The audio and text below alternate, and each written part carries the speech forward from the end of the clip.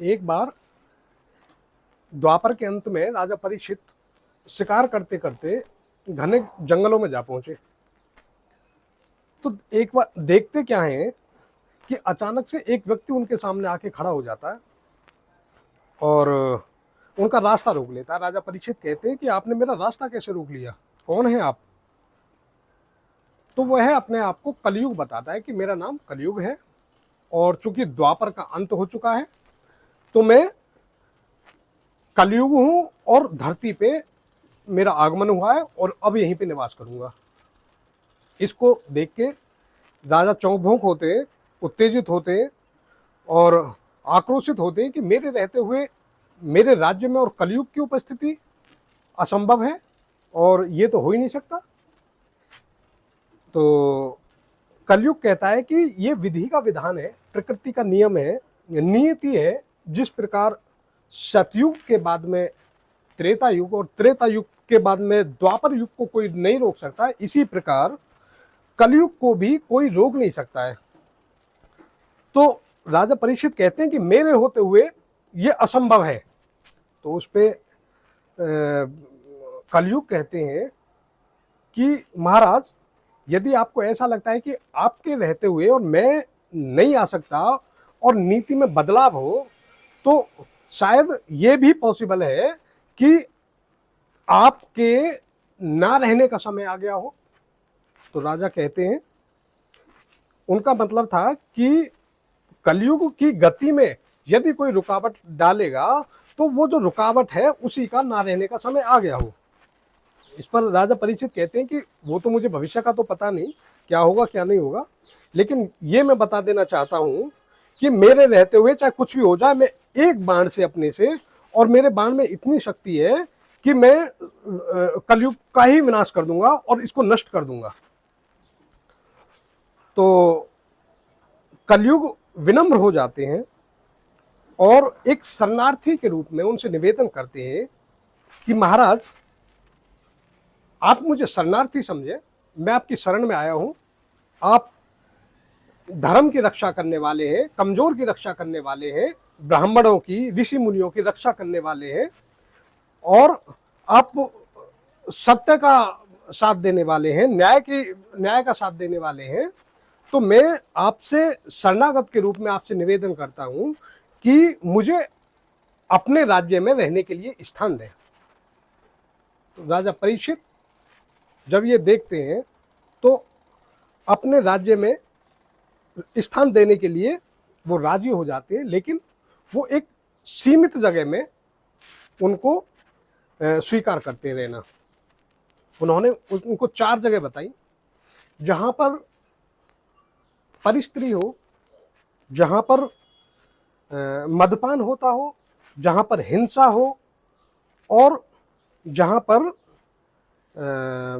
मदपान, परिस्त्री, हिंसा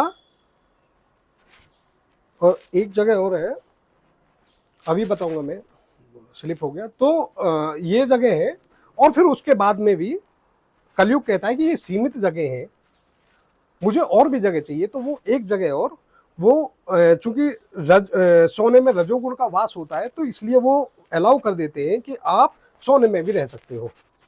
तो जैसे ही वो सहमति देते हैं, कलयुग तुरंत ही उनके सर पे जो मुकुट था वो सोने का था और उसमें बैठ जाते हैं।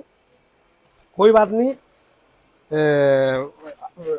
राजा परीक्षित आगे बढ़ते हैं, बढ़ते हुए चले जाते हैं। भूख लगती है, प्यास लगती है, तो वो चलते चलते एक वन में वहां पे ऋषि मुनि की कुटी में जा पहुंचे। मुनिवर समित वहां पे तपस्या में बैठे हुए हैं, लीन है प्रभु की भक्ति में। तो उनसे जाके बोलते हैं कि मुनिवर, मुझे पानी चाहिए। लेकिन वो पूरी तरह से लीन थे, वो नहीं उठे। दोबारा बोलते हैं, नहीं उठे। तिबारा बोलते हैं आवेश में आके कि मुनिवर, क्या आप मुझे जानते नहीं? मेरा नाम राजा परीक्षित है, आप मेरा अपमान कर रहे हैं और आप मुझे पानी नहीं दे रहे, मेरा स्वागत सत्कार नहीं कर रहे। मैं एक राजा हूं। चूंकि ये जो शब्द थे उनके कड़े शब्द थे, वो प्रभाव था कलयुग का जो उनके मुकुट में बैठा हुआ था। उसके बाद में फिर भी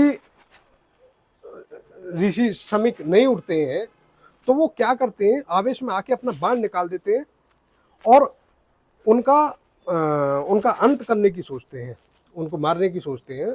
तो चूंकि उनके सात्विक जो कर्म थे, पिछला जो बैकग्राउंड था इस तरह का नहीं था, तो वो कर्म का प्रभाव उनको रोक लेता है। और लेकिन फिर भी उसके बावजूद वो क्या काम करते हैं कि एक वहाँ पे मरा हुआ सर्प पड़ा हुआ था, सांप पड़ा हुआ था, उसको लेते हैं और उनके गले में डाल देते हैं और वहाँ से निकल जाते हैं। इसी समय पे ऋषि शमीक का जो बेटा था, ऋषि श्रृंगी, वो एक मानसरोवर में नहाते रहते हैं। वहाँ पे उनके जो साथी थे वो पहुँचते हैं और घटना का वो करते हैं, वहाँ पे बताते हैं घटना के बारे में कि इस तरह से एक राजा ने उनके पिता के साथ में क्या किया, अपमानित जिस तरह से किया है। तो वहीं पे वो आक्रोशित हो जाते हैं बहुत ज़्यादा और नदी से जल अपने हाथ में लेके उनको श्राप देते हैं और कहते हैं कि आज से 7वें दिन तक्षक नाग के काटने से राजा की मृत्यु होगी और ये जो श्राप है इसको कोई भी सांप को कोई भी निष्क्रिय नहीं कर पाएगा, विफल नहीं कर सकता। अब ये श्राप देके ऋषि के पास में आते हैं, वहाँ पे मुनिवर की तपस्या खुलती है वहाँ पे। तो जैसे ही वो अपने बेटे को और अन्य सहयोगियों को वहाँ पे देखा खड़े हुए, तो वो देखते हैं कि अपनी गर्दन में सांप पड़ा हुआ था। देख के अचंभित होते हैं, कहते हैं कि भाई ये मेरे साथ में किसने विनोद किया है, किसने मेरे साथ में ये मजाक जो किया है। तो बच्चे कहते हैं, उनका बेटा कहता है कि पिताजी ये मजाक नहीं है, एक ऋषि एक राजा आए थे यहाँ पे, उन्होंने आपका अपमान किया है और मैंने उनको दंड दे दिया है। दंड दे दिया है। वो बड़े अचंभित होते हैं और अपना ध्यान लगाकर अंतर्ध्यान होके और देखते हैं कि वो कौन था व्यक्ति। तो देखते हैं कि राजा परीक्षित यहाँ पे आए थे और ये भी देखते हैं कि किस वजह से, क्या ऐसा स्थिति रही उस टाइम पे, परिस्थिति रही कि उन्होंने इस तरह का कृत्य किया। उनको सब मालूम पड़ जाता है, वो बड़े अचंभित होते हैं और बच्चे को कहते हैं कि ये जो मैंने आपको जो जानकारी दी है, जो ये नॉलेज दी है मैंने आपको, इनका आपने दुरुपयोग किया है। और उनसे कहते हैं कि ये आपने गलत किया है। तुरंत ही वहाँ से उठ के और वो राजा परीक्षित के महल में जाते हैं। उससे पहले राजा परीक्षित वहाँ पे जैसे ही अपना मुकुट उतारते हैं तो उन्हें एकदम से जानकारी होती है कि ये आपने क्या काम किया। तो ऋषिवर के गले में और मरा हुआ सांप डाल के इतना अपमान किया है, तो इसकी तो सज़ा मिलनी चाहिए मुझे।